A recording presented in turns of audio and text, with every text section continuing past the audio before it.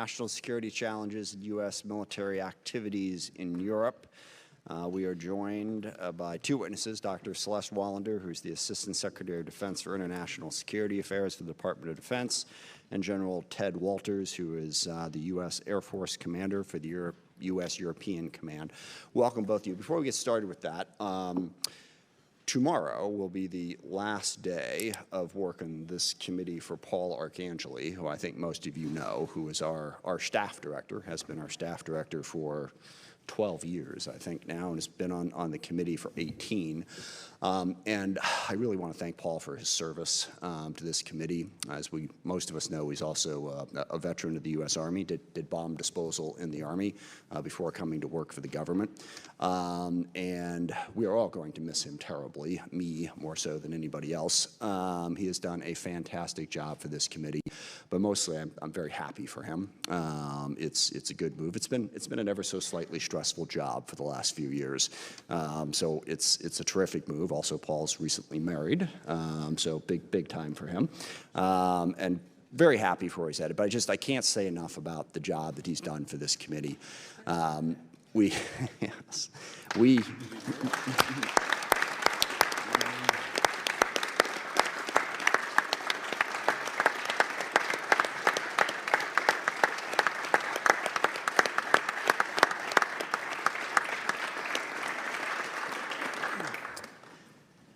are constantly told in this committee about how we pass our bill every year, going on, I think, 61, something like that. And certainly there are a lot of people who contribute to that process, but nobody more so in the last 10 years than Paul. He understands, what this committee is all about, the fact that we work in a bipartisan manner, the fact that we are here to serve the people who serve our country. We do our job so that they can do theirs better, and he knows how to bring people together. And I think that's the thing that I've been most impressed about by the way Paul approaches his job, is he knows it is about people and about relationships. He cares deeply and personally about everybody involved in this process, makes us feel included, and makes us all better at what we do. He has helped build a culture here that enables us to do our job better.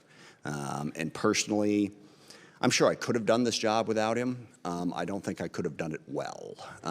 When I first got this job, I was in a little bit over my head, but Paul was not. And he took the time and the patience to sort of guide me and educate me about that, and also to be a good personal friend, to understand that it's not just about the job, it's about what's going on in everybody's lives, and you have to understand that if you're going to get the best out of people and be most supportive of them. I could go on at great length, but Paul means a lot to me. He will be missed, but again, I want to emphasize, this is not a sad day. We are very happy for him. He has served this country well. He is going to go on to other things in his life and do those every little bit as well, I am sure. And mostly, I just want to thank him for everything he's done for this committee, for this Congress, and this country. So thank you, Paul. We appreciate your service, and good luck. It is an incredibly important hearing that we have this morning, as you all know. There's always a lot going on in the world that is of concern to this committee and of concern to the United States defense policy, but Europe is the central focus right now because of Russia's brutal, unprovoked invasion of Ukraine and all of the implications that flow from that. So really look forward to the testimony from our witnesses today about the situation there. There's a number of different aspects to it. Certainly, we want to get the latest, the update on what's happening in Ukraine. I think that the President and others have stated our policy clearly. We need to protect Ukraine. Well, basically, there's three key pieces to it. We need to do everything we possibly can to support Ukraine in their fight against Russian aggression. We need to make sure that we don't stumble into a wider war with potentially catastrophic consequences for the entire globe. We do not want a war with Russia, and we have to be cautious about how we approach this to make sure that we don't do that. And lastly, we want to make sure that this is a strategic failure for Putin. A number of people are, asking the question, how does this end? I think the honest question is nobody really knows. But how it should end is with Russia basically going back where they came from, and Ukraine being the sovereign democracy that it is and was and should always be. That's how it should end. Now, that's easier said than done, but I think that goal as our overall policy should be the central focus. So we want to know what's going on in Ukraine. We want to specifically know what we can do to be supportive. The Ukrainians have fought incredibly bravely and better than I think just about anybody expected. We have to give them the help they need to continue that process. And then, of course, there are broader implications beyond Ukraine. What is our policy in Europe? What are we going to do to shore up defenses in Eastern Europe? Without question, NATO is more important now than it has been for a very, very long time, and in particular in Eastern Europe. I met yesterday with Romanian members of the Senate. They are very concerned. They want our support. As you know, Poland, the Baltics, all of the countries in Eastern Europe and throughout Europe are concerned. We need to have an adequate posture in Europe to deter Russia from any further aggression. We want to hear how you're going to put together the plans for that.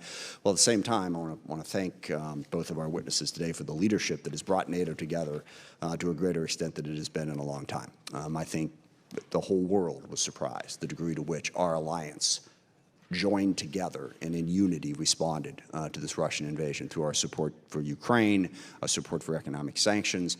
I think we have learned beyond any shadow of a doubt that alliances matter, okay? That America first isn't going to get you very far if you don't have friends and allies and people who can work with you in the world to meet the challenges that we face. I want to know how we're going to build upon that going forward. And then lastly, budget was released 2 days ago now, I think. How does that affect what you're trying to do? What are the keys? What is the most important thing that you need to be able to provide that adequate deterrence in Europe? Not the most important thing, but what is the package that is going to be necessary to give us the support necessary? What's most important in the budget? How are we going to make that work?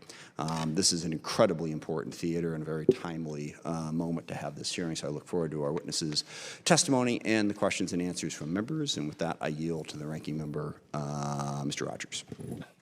Thank you, Mr. Chairman, and I concur with your observations, and I also concur with your celebration of our staff director, and I would note that he has Alabama roots, which makes him even cooler, and will be missed.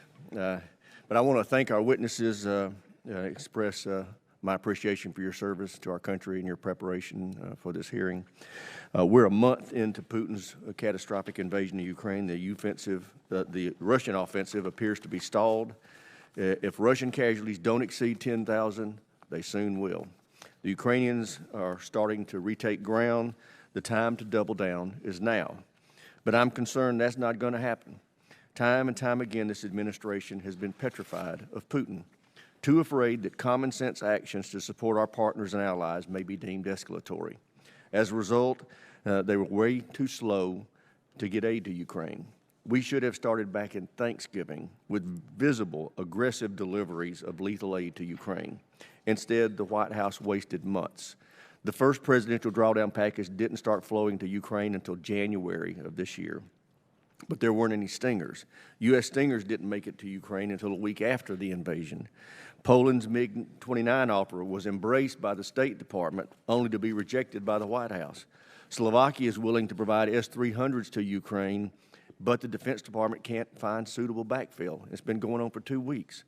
And there are still no coastal defense cruise missiles, even though Mariupol is being flattened from the sea. And these are just a few examples. There are a dozen more. Dithering needs to end. We need to flip the script and make Putin afraid of escalating against the West. Here's what I'd like to hear from our witnesses today. I'd like to hear that our policy in Ukraine is to win. That means giving the Ukrainians the resources to drive out every last Russian on Ukrainian soil. I'd like to hear that we've identified a backfill for the Slovak S-300 and it's on its way to Bratislava as we speak. I'd like to hear that we have a plan to get coastal defense cruise missiles to Ukraine. I'd like to hear that we're ramping up production of Stingers and Javelin command launch units.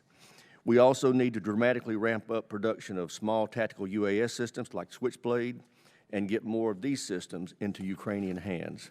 Finally, I'd like to hear that we're going to reinforce our allies with permanent bases in Poland, Romania, and the Baltics. I've been pressing for more dispersed forces in Europe for years. We owe it to our allies and our partners, especially those on the Eastern Front. Nothing less than our full forceful support will do. Finally, General, I know that your time at Eucom is supposed to come to an end in the next couple of months. It's my hope that Secretary Austin sees fit to extend your time a little bit, and so that you can help see us through this crisis. I don't want to make your wife mad, but we need you. So I really think that having a transition at Eucom right now is not in the best interest of our country. And with that, I yield back, Mr. Chairman. Thank you. Dr. Wallander. Chairman Smith, Ranking Member Rogers, and distinguished members of this committee, thank you for the opportunity to testify today on policy matters related to the U.S.-European Command area of responsibility in my capacity as Assistant Secretary of State of Defense for International Security Affairs. Before I begin, I would like to express my appreciation for the continued support from Congress and this committee in shaping and resourcing the Department of Defense's efforts in this region. It is an honor to appear alongside General Wolters, who is an outstanding partner. This time last year, the focus of this hearing was strategic competition and how that was shaping our world. But today, what we see is no longer a mere theory of strategic competition. Instead, we see Russia engaging in an unconscionable and illegal use of force against Ukraine in the most violent act of aggression in Europe since World War II. The United States condemns Russia's unprovoked attack against Ukraine in the strongest possible terms and deplores the tragic loss of life, enormous human suffering, and indiscriminate destruction caused by Russia's actions. Russia's full-scale invasion threatens not only Ukraine, but also poses the gravest threat to Euro-Atlantic security in decades. We must continuously assess our posture in Europe to address the evolving strategic landscape while maintaining the critical role of our alliance in securing shared interests and values in the region and avoiding escalation with a nuclear power. The Department has three priorities regarding Russia's invasion of Ukraine. First, we aim to bolster Ukraine's ability to defend its sovereignty and territorial integrity, for which Congress's assistance is vital. Second, we seek to maintain unity with our NATO allies and our partners. Finally, we will continue to deter any Russian aggression against and defend every inch of allied territory. To those ends, we will continue to provide defensive security assistance to help the Ukrainian people as they defend their country. With thanks to Congress, the United States has committed more than $4 billion in security assistance to Ukraine since 2014, with more than $2 billion since August 2021 alone. I am proud to say that with the leading role from the United States, the global response to Russia's aggression has been remarkable, with unprecedented sanctions and a wide range of global humanitarian and security assistance flowing to Ukraine. There have been notable reversals of long-held restrictions to provide lethal assistance to Ukraine and meet NATO's benchmark of 2% defense spending, as in the case of Germany. Simply put, Russia's attempts to divide the United States from its allies and partners have failed miserably. After Russia's invasion of Crimea in 2014, the United States, with the support of Congress, embarked on substantial changes to our posture in Europe. This involved infrastructure improvements, building partner capacity, increased rotational presence, more exercises and training with allies, and enhanced pre-positioned equipment and stocks. We also focused on expanding our access, basing, and overflight permissions in Europe and increased security assistance funding, especially on NATO's eastern flank.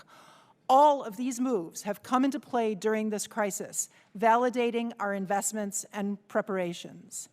In the last 2 months, we have swiftly repositioned forces already in Europe, extended specific rotational forces in theater, and deployed significant additional capabilities. These adjustments included placing the entire U.S. commitment to the NATO response force on heightened readiness, repositioning forces to multiple Eastern Flank allies, extending or bolstering maritime forces already in the Eucom AOR, and deploying additional air, ground, space, and cyberspace capabilities. With these recent deployments and extensions, the United States now has approximately 100,000 military personnel, either stationed in or deployed to Europe and its waters. We are also working with allies to ensure that NATO is prepared for modern challenges and able to deter aggression from any adversary. Allies have deployed defensive land and air forces in the eastern flank and maritime assets across the NATO area. For the first time in history, NATO has activated its defense plans and deployed the NATO Response Force in a deterrence and defense role. The People's Republic of China, the PRC, is also active in the Eucom AOR, and we know that the PRC and Russia collaborate across a variety of arenas, including joint military exercises. This is an element of strategic competition that the United States is monitoring closely. This work is only possible with consistent congressional backing and stable funding. Congressional support for the U.S. forces deployed in the Eucom AOR, as well as funding for defense initiatives across Europe and security assistance for Ukraine, have been and will continue to be critical to achieving U.S. national security objectives. Russia's actions have brought to light the stark contrast between our democratic values and our rules-based international system that the United States leads and Russia's autocratic, violent vision. The Department of Defense, in conjunction with other U.S. government departments and agencies, NATO allies and partners, and in close consultation with Congress, will continue to work for a secure and stable Europe. Thank you for the opportunity to testify, and I appreciate your continued support to the soldiers, sailors, airmen, Marines, Guardians, and civilians in the Department of Defense who work every day in the service of the American people. Thank you. General Wolters. Chairman Smith, Ranking Member Rogers, distinguished members of the committee, and Paul. On behalf of the men, women, and families who serve our nation, we extend our thanks for your steadfast support. It remains a privilege to serve alongside these dedicated patriots and all of our allies and partners. It's also an honor to testify with Assistant Secretary of Defense Celeste Wallander. She's a tremendous force multiplier for our entire team. And appearing with us is our Eucom Command Chief, Phil Easton. He's a force of nature at our headquarters in Stuttgart, Germany, and he leads from the front with respect to treating people with dignity and respect. We're fully aligned with the Department of Defense priorities to defend the nation, take care of our people, and succeed through teamwork. Every day we work to generate peace with our allies and partners by strengthening the deterrence and defense of the Euro-Atlantic. This is a pivotal moment in Europe with generational implications. When testifying before this committee last year, Russia was already on the path to further intimidate and threaten Ukraine while testing the will and resolve of the transatlantic alliance. Russia's premeditated and unprovoked invasion of Ukraine has galvanized our allies and global partners. We admire the courage and tenacity of the Ukrainian armed forces and citizens, and we so respect their sovereign democracy. In the Euro-Atlantic area, NATO remains the cornerstone of deterrence and defense. As we face the largest conflict in Europe in 3 generations, our transatlantic alliance has responded in all warfighting domains. In the air, NATO has established an air defense architecture along the eastern flank that includes contributions from 11 separate allies. On land, allies continue to deploy additional forces to enhance its forward presence from Tallinn in the north to Sofia in the south. At sea, our standing maritime forces are infused with additional capabilities to ensure freedom of navigation spanning from the Arctic to the south to the Aegean. Aircraft carriers in the Mediterranean dramatically increase the inherent air combat capability in NATO's air defense architecture along the entire eastern flank. NATO's capabilities in space and cyberspace are more closely integrated than at any other time in the alliance's history. The sum of these modern multi-domain capabilities underwrites the security of NATO's Article 5 guarantee. A protagonist of our commitment to NATO begins with our efforts in the United States European Command.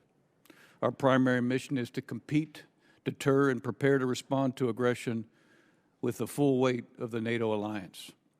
Our investments in military-to-military relationships, training, and readiness build unity, resolve, and combat credible deterrence. U.S. Eucom, with support from forces in the continental United States, has sparked the allies to enhance posture along the eastern flank, rapidly deploying 3 brigades of European base and CONUS-based combat forces, a carrier strike group, and 4th and 5th generation fighters. This effort is America's effort, with soldiers, sailors, Marines, airmen, guardians, and Defense Department civilians from all 50 states and territories, some based in Europe, others rotating into Europe from across the nation. This build is enabled by years of focused investment through the European Reassurance and Deterrence Initiatives, as this committee well knows, commonly referred to as ERI and EDI.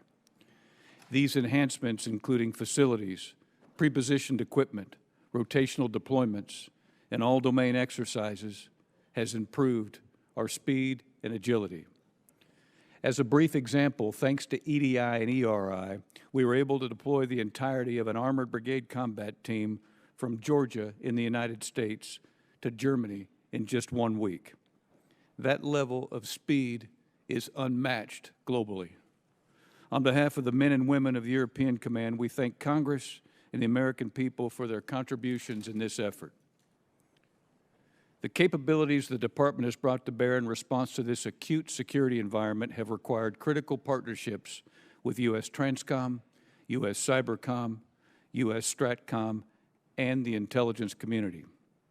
These partners are vital to establishing and sustaining our current deterrence and defense posture.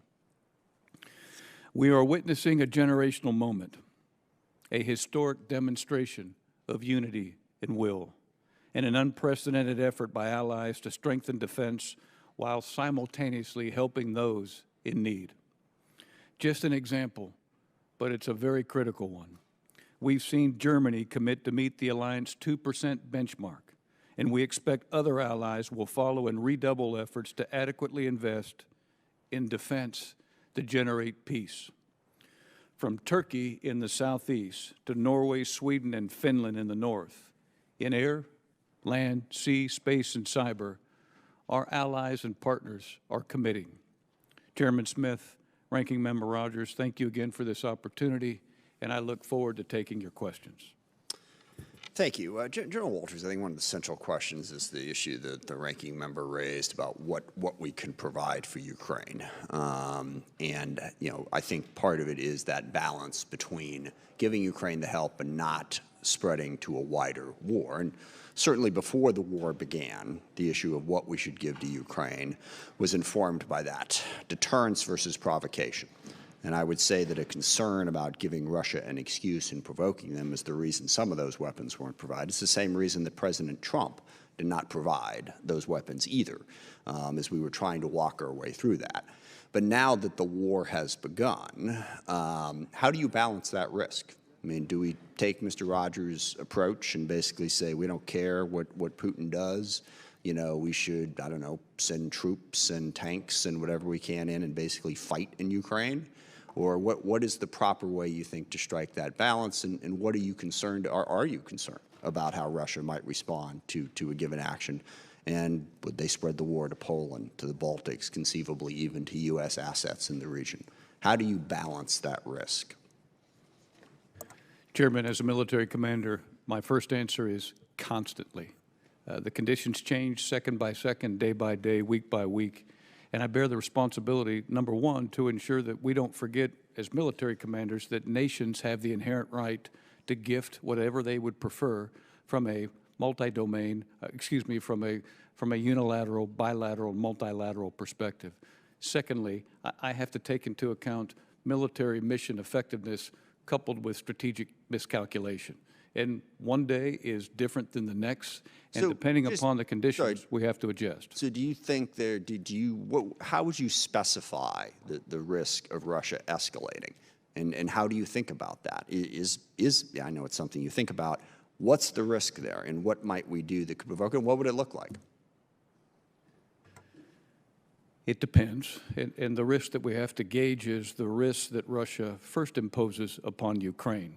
So we have to be smart about imaging our way through Ukraine's military perspective and then taking into account what the allies and partners can contribute. And we're always concerned about the force protection disposition of the Ukrainian armed forces and the Ukrainian citizens and obviously the populations on the periphery. But all of that has to come into our cross-check. But outside of Ukraine is what I'm trying to get at. Is there a risk that if we, get more engaged, that Russia would spread the war, and if so, how would they spread the war and to where? There's always a risk, and they obviously are capable of utilizing all domains and their whole of government capabilities. So as a military mission planner, I've got to take into account all of those branches and sequels. And obviously, as a NATO commander, I am most concerned about the eastern periphery of Europe as it connects to Russia. Okay, so, but we can, in fact, provide a lot of weapons to Ukraine within that manageable risk, and I think we are doing that. What's most important to your mind in terms of what weapons we need to get into Ukraine right now to help them? And I agree with Mr. Rogers. The goal here is to push the Russians out and win the fight. What are the most important weapons Ukrainians need right now to make that happen? I can go deeper in a classified session, Chairman, but what I can say is those capabilities that are anti-armor, anti-tank, and surface-to-air missiles are very, very important. They have been effective in the campaign, and I suspect in the near future they will continue to be effective. Okay, thank you. Mr. Rogers. Thank you, Mr. Chairman. I would like to correct the record in saying that President Zelensky has never asked for American troops to come and fight on Ukrainian soil, nor have I. We want them to get everything they ask for that they need to win this war, and that's my position. The DOD comptroller announced yesterday, and I was surprised to hear, that there were 0 changes made to the president's budget based on the Ukrainian invasion. Is that accurate, Dr. Wallander? Congressman, I have not seen that reference. I apologize. I can't validate whether that is true. I can take that question back to get you a solid I just can't imagine we wouldn't be adjusting the budget to reflect what's happening in Eastern Europe right now. Yep. You heard me say in my opening remarks that Slovakia has offered S-300s, which are desperately needed by Ukraine, but all they've asked for is us to backfill. Why is it taking 2 weeks for us to not get them something? Tell me the cavalry's on the way. Yes, Congressman. We are working with Slovakia to identify the requirements for meeting their needs. I can speak, and General Wolters can speak in greater detail during the classified session, but we are working on this, and meanwhile, we have focused on getting countries that hold Soviet legacy systems, including S-300 systems, that have spare parts, missiles, different parts of that S-300 system, who are willing to send that to Ukraine. So we have not simply been waiting for a resolution of that offer, but have been working on getting the Ukrainians what they need right now. And when is that going to be? That is ongoing, and we can talk in greater detail in the classified session. Okay. Well, I would urge that you continue to keep this committee updated on your progress, at least on a weekly basis. General Wolters, you and I have talked many times over the last couple of years about the need for the redistribution of our troops in the European command and to establish permanent basing in Poland, Romania, and in the Baltics. What is your best military advice as to whether or not permanent U.S. forces in Poland, Romania, and the Baltics will help reassure NATO and deter Russia?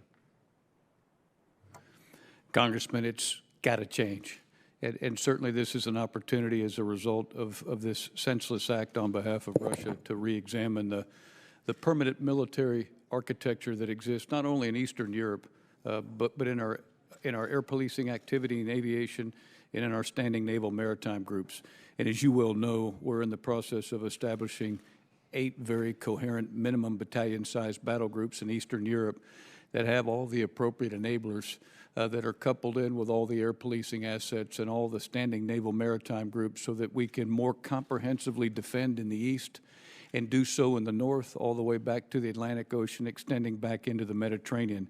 And in so doing, the NATO nations that are committing, that I alluded to in my opening comments, they're going to be part of the equation, and they're very willing to do so to change the presence from a rotational to a more permanent, and I think it will continue to grow, and we're working very hard with the North Atlantic Council to do just that. Well, and I think that's an important point. You know, I talked earlier about the Ukrainians not asking us to put troops there. They haven't asked us to give them anything. They're willing to pay for the stuff they're asking for. They just want us to get it to them. And in Poland, the Polish government's offered to pay for us to establish a permanent base there. Everybody wants a base, but that's the first time I've ever heard of a country willing to pay for it.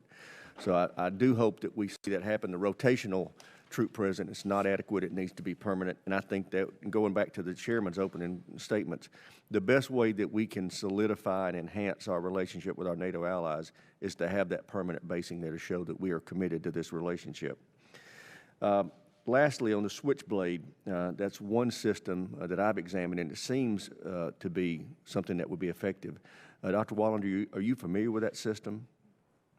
Yes, Congressman, and we have, like you, been focused on its capabilities and received the message loud and clear from our Ukrainian colleagues that this is required. We have committed 100 Switchblade tactical unmanned aerial systems to be delivered in the most recent package of presidential drawdown. So we've taken that, we've heard the Ukrainians, and we take that very seriously. Thank you, Mr. Chairman. Thank you. Of course, we should all remember we also passed a $13.4 billion supplemental out of Congress signed by the President specifically to deal with Ukraine. Mr. Lanchman is recognized for 5 minutes. Thank you, Mr. Chairman. I want to thank our witnesses for their testimony today.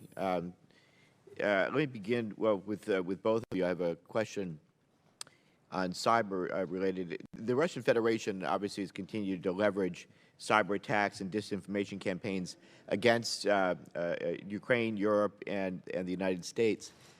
Though we have not yet seen the level of cyber activity that we had anticipated from Russia, we still have to be ready for it. How are you preparing your cyber defenses for the potential cyber attacks from the Russian Federation? And I also want to know how you're helping us to bolster the cyber defenses of our European partners and NATO to the degree that we can talk about this in open session. Congressman, first and foremost, we went to the basics with respect to cyber employment. And as you well know, a great cyber offense starts with a great cyber defense. So I know that General Nakasone and team were very, very aggressive with respect to assisting the Ukrainian government and the Ukrainian Department of Defense to improve their network hygiene and network defense. And those efforts started in the November-December timeframe. And the same considerations were given to those European nations on the periphery. And we can talk in more detail in a separate session, but that good defense has been very, very helpful. And I think it reveals in some of the challenges that Russia has faced with respect to their cyber offense against the Ukraine and against the European nations on the periphery. Thank you. And Dr. Wallander, our national defense strategy calls for us to utilize the concept of integrated deterrence. I believe certainly cyber is a critical part of our deterrence capabilities in coordination with other deterrence methods. In this unclassified setting, to the degree which you can, how are we working further with NATO to utilize our cyber capabilities, particularly within the context of the European Deterrence Initiative? Congressman, thank you for your question, because integrated deterrence does include the cyber domain, and the United States has worked closely with allies to improve their resilience, to monitor networks, to share information, and that work is ongoing because the challenge of Russian activity in the cyber domain is persistent. That element of the deterrence is not only about capabilities. In the NATO context, it is about the multinational nature of the alliance and the commitment to defend one another and combine together the efforts of NATO allies in the cyber domain, send a very strong, credible message to Russia that helps to reinforce that deterrent message. Thank you. Yeah, incredibly important to leverage those capabilities wherever possible and working with our partners and allies to strengthen those capabilities. Dr. Wallander, first of all, I want to commend both President Biden and the Biden administration, the Department of Defense, and our European partners and allies for supporting Ukraine and really stepping up to the challenge in this historic crisis is caused by the Russian Federation. And I agree with the Chairman's comments that we need to make sure that Russia is pushed back and that Ukraine stays free and independent. In your view, are there any further ways that Congress can help provide better support to Ukraine? I know we've talked about this already, but in a further ability to elaborate on any thoughts you may have, and have there been any barriers that we can overcome to help you get through? And what about when it comes to humanitarian assistance as well?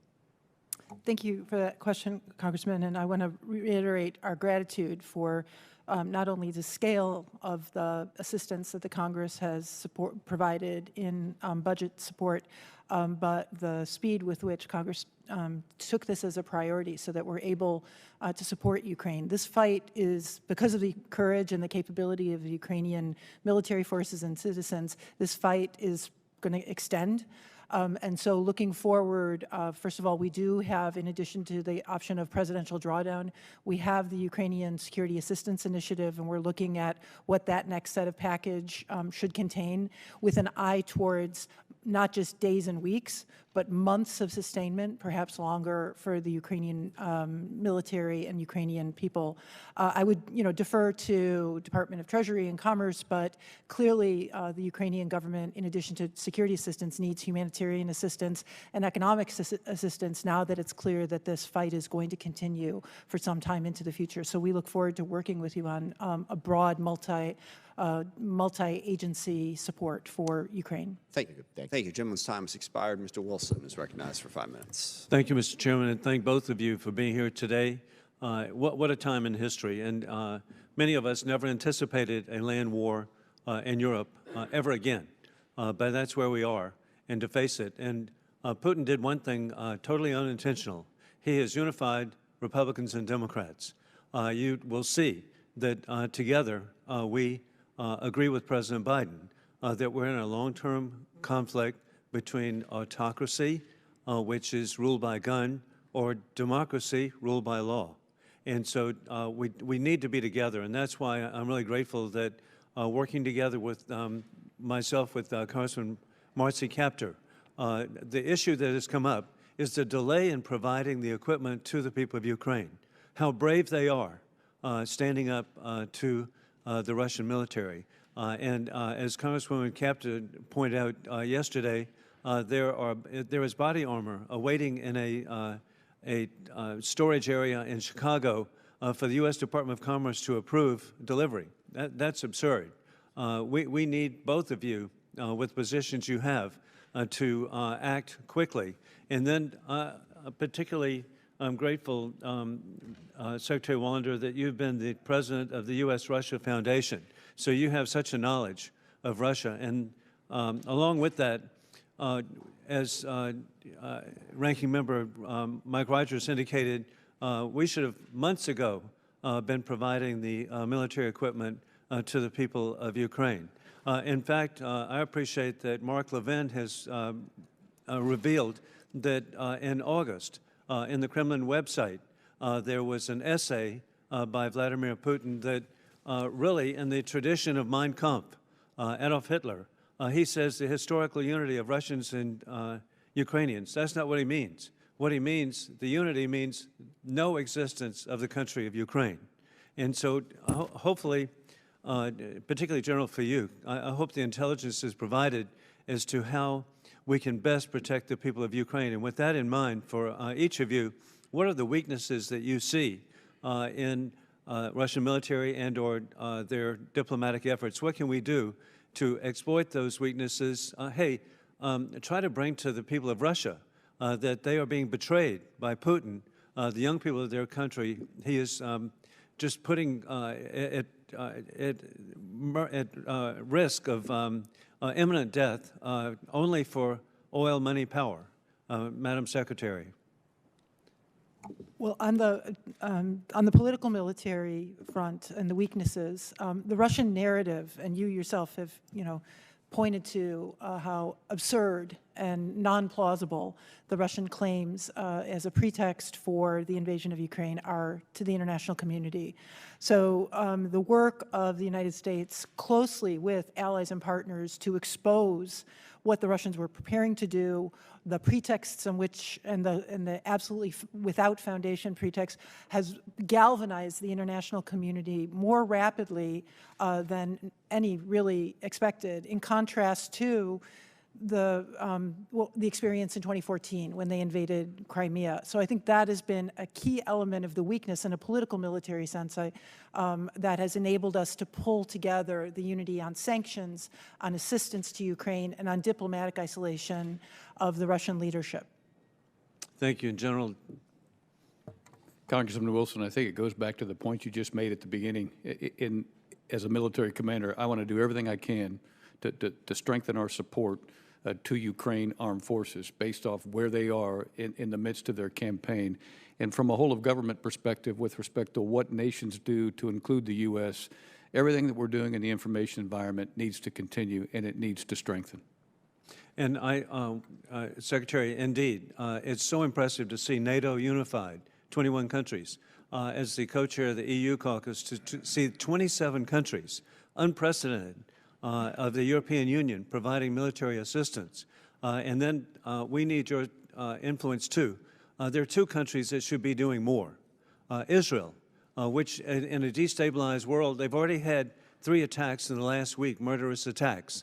Another country, India, the world's largest democracy. Instability in the world will lead to catastrophe for the terrific people of India, and Prime Minister Narendra Modi and their wonderful government needs to understand that they need to be standing with democracies, standing with Ukraine. Gentleman's time has expired. Mr. Larson is recognized for 5 minutes. Thank you, Dr. Wallander. I want to pull back a little bit. It's going to be a lot of Ukraine questions. This is more of a NATO policy question.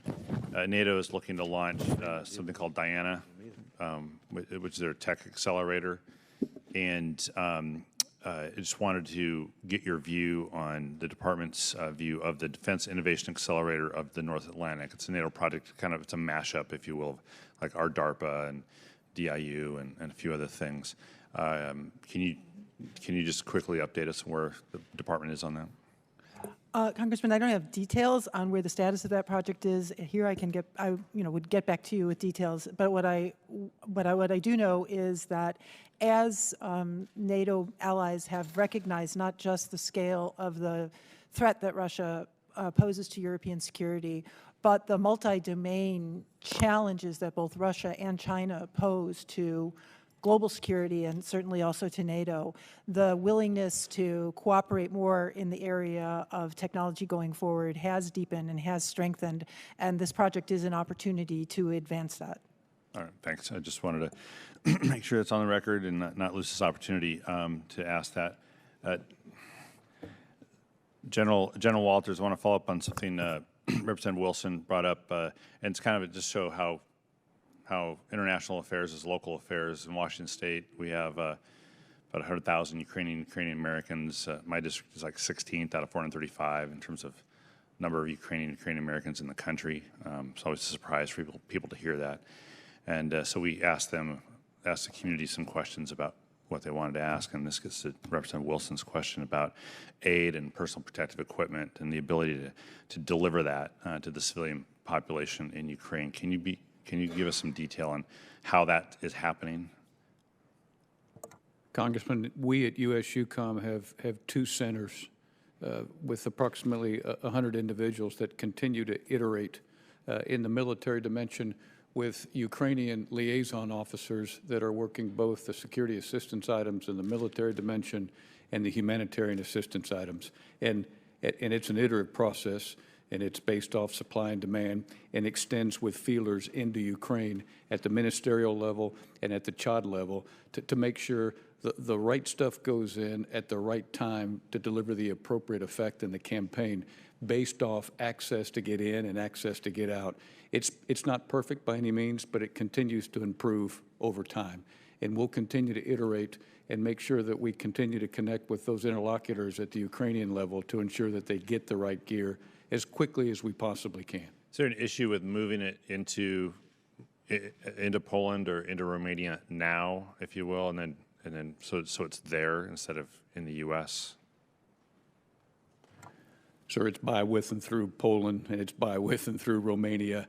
I can talk a little bit more in a classified setting, but there are challenges. But at the end of the day, we always communicate with the host nation to make sure that we're doing the right thing. Yeah, sure. And to go even more local, but it's obviously a national issue.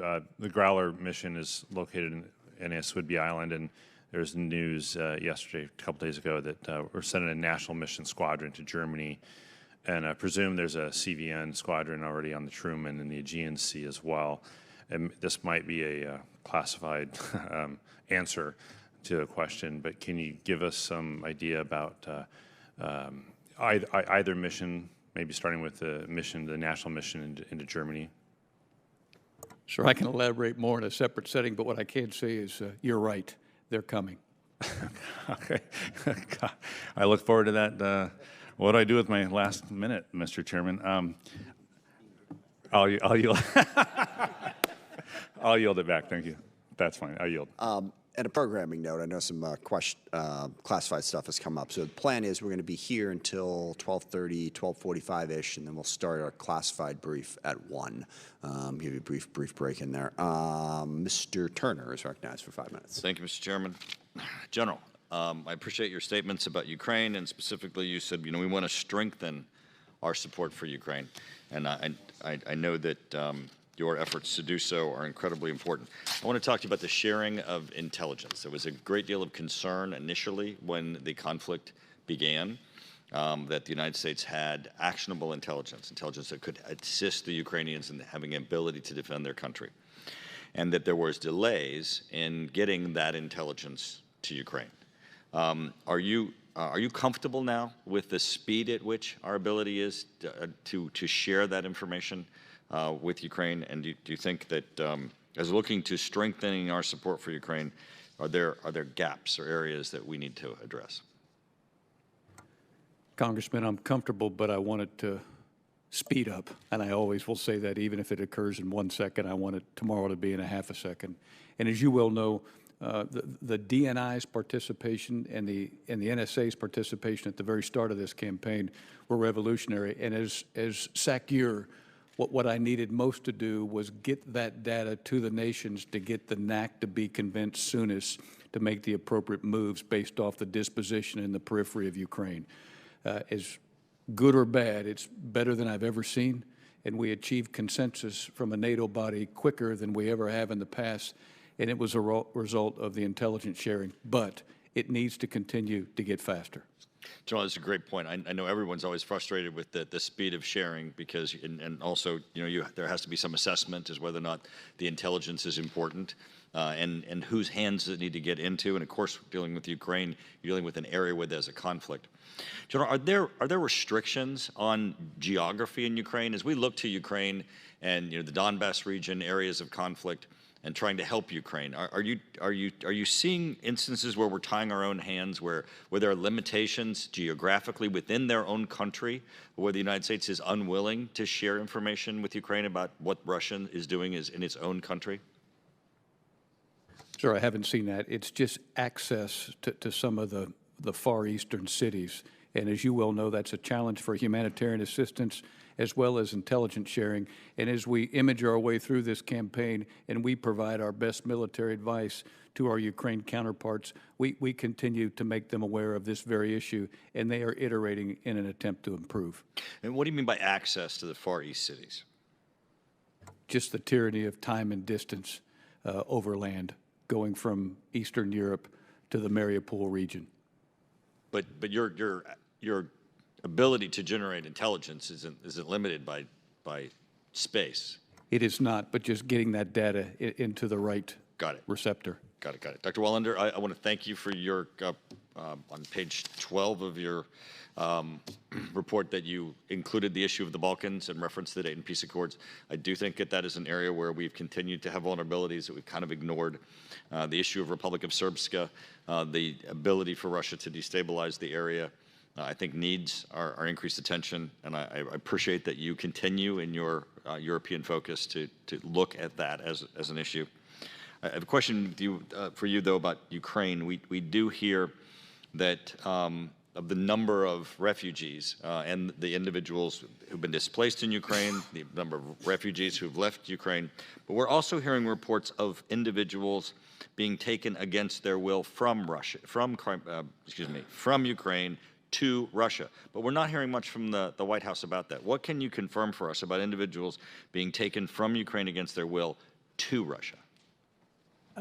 Congressman, I've seen the reports that you refer to as well, and they are very concerning. I don't have anything any independent information that I can confirm here, but I can get back to you on what Great. we are able to do. I would really appreciate that. On that front. General, we had good news of the Germany returning to the F-35, where they had initially indicated they were not going to be part of the F-35 family. Finland has agreed to become part of the F-35, and now Canada has made its announcement. Great effects of Russia's aggressiveness. Tell us strategically how you think that the number of nations that are now committing to the F-35 will affect the strategic capabilities of NATO and our partners as they face Russia. They'll deliver a tremendous improvement in our strategic ability in indications and warnings, command and control, and mission command, as already demonstrated by U.S. F-35s that are contributing in the assure and deter mission at this time. And we anticipate, And Congressman— I do apologize, Jim's time has expired. Mr. Courtney is recognized for 5 minutes. Thank you, Mr. Chairman. Thank you to both witnesses this morning. And to General Wolters, again, I went and reread your bio. I mean, you have been showing amazing leadership, not just since the invasion of Ukraine, but going back to when you took the helm in 2019. Again, for a lot of us in this committee, we remember in 2020 that there were efforts to cut U.S. troop levels in Germany and eliminate the rotation of Marines up in Norway. And your steadfast I think adherence to duty in terms of the value of NATO has been certainly validated over the last months or so. And again, I just want to publicly thank you for your great service. You mentioned in your remarks about how the U.S. recognizes our allies, great collaboration, but also that their own sovereign ability to gift resources. Last Saturday, the Ukrainian foreign minister publicly stated that, based on his conversations with officials in Washington and in Poland, he stated that the U.S. has no objections to the transfer of aircrafts, MiGs, from Poland to Ukraine. And he went on to say, as far as we can conclude, the ball is now on the Polish side. Again, this was Saturday, so this was just a couple days ago. And again, there's a lot of high interest, certainly back home in my district with a large Ukrainian population. Can you just clarify for me, and for I think a lot of us, what is the state of play in terms of, the decision maker to get that, I think, critical platform to the Ukrainian Air Force? Well, sir, at the national level, I would suspect it's the Prime Minister or the President that ultimately makes that decision, given the potential for strategic miscalculation, and that's what I've seen in practice so far. And in a different setting, I can get into some of the more tactical level details that weigh into the decision, but again, it goes back to the military mission effectiveness weighed against strategic miscalculation to make sure you take into account the protection of the citizens of Ukraine as well as the citizens on the periphery. So all those variables have to come into play. But you just described accurately where I believe the situation currently sits, and nations still continue to look at this issue, and they will still continue to examine it, and we'll still provide our best military advice, and we'll do so based off conditions in the environment at the time. Well, thank you. I think, again, your answer was very edifying in terms of getting clarity on that. And again, I think the Ukrainian pilots have done just magnificent work. And if there's ways that we can get them more jets, I think that would certainly be much, beneficial, be very beneficial. We've heard, again, some of the back and forth regarding the speed with which material is getting into Ukraine. Dr. Wallander, you and I spoke offline a little bit about sometimes overlooked combatant command, which is Transcom. And I just wonder if you could just kind of give a general sense of just the speed and efficiency with which General Van Ovos and her team is proceeding to get material into the NATO and ultimately to Ukraine. Yes, Congressman. I mean, it is pretty extraordinary, especially since the U.S. has been able to focus on the option of presidential drawdown to be able to pull the kinds of capabilities that the Ukrainians have been prioritizing from U.S. stocks. And then through Eucom, all credit to General Wolters and his team, working with Transcom, in some cases to move from the moment of approval to actual delivery of those capabilities within days, and certainly, within weeks. So it's been an extraordinary effort by the U.S. military, and it's made a difference on the battlefield for Ukrainian forces fighting Russia. As General Omar Bradley once said, strategy is for amateurs, logistics is for professionals. And I think Transcom has really risen to the task and shown that they are true professionals. I yield back. Thank you. Mr. Lamborn is recognized 5 minutes. Thank you, Mr. Chairman. Secretary Wallander, I have a question for you first. And these questions are based on the limited information we've been given out so far on the nuclear posture review. We've seen 3 paragraphs. We haven't seen the full review. But even with that, there are some serious concerns that I have based on that language. It seems that the declaratory policy of the use of nuclear weapons has been narrowed, that it will be only to deter nuclear attack, and there's no mention of deterring non-nuclear strategic attack or to achieve any other U.S. objectives. And to me, the more limit that we have on our range of action, that gives more freedom of action to potential adversaries.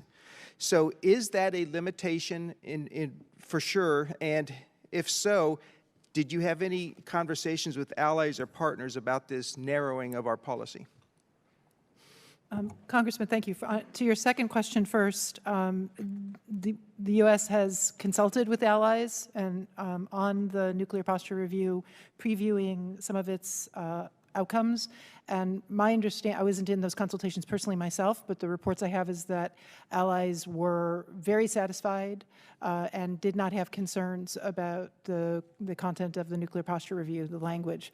The nuclear posture review language does not apply exclusively to nuclear attack, but extends to extreme circumstances that would require the United States to defend allies and partners. I'm misquoting the precise language, but there is absolutely a provision that is continuity with previous posture review statements. Okay, well, on that, we can continue our conversation after we see the full review. That would be very helpful when that comes out. General Wolters, I have a question for you based also on the limited information we have on the NPR. Admiral Richard has said that the nuclear-armed sea-launched cruise missile is intended to deny potential adversaries any mistaken confidence that limited nuclear employment would provide an advantage over the United States, its allies, and partners. So if we're going to limit or do away with the future of funding for the SLCM-N, to me, that goes against what Admiral Richard has said about it. Do you agree with what Admiral Richard said about the utility of the SLCM-N? I do, Congressman, and I know his words were attempting to drive home the fact that having multiple options exacerbates the challenge for the potential enemies against us. Exactly, exactly. So it would be your best military advice that we continue the development of that particular option? It would, and I agree with Admiral Richards. Okay, thank you. And a follow-up question, General Wolters. The proposed budget of the Biden administration would retire the B-83 gravity bomb. As you recall, a decision was made a few years ago to keep it in effect until other capabilities would supplement that capability. Were you asked for your best military advice about retaining the B-83 capability? Congressman, I was not on that particular issue. I'm only familiar with it as a result of what's coming next, and I know that Admiral Richards is making sure that there's no gap. But that's as far as I can go with that one. So can you comment on your best military advice about using the B-83 currently to deter aggression in your AOR? Again, it's I would concur with the utilization of that to complicate the challenges of the enemy against us, as long as there's not another system that is in place. And I know that's part of the issue with the transition. Okay, thank you. That's all I have for now, Mr. Chairman. I yield back.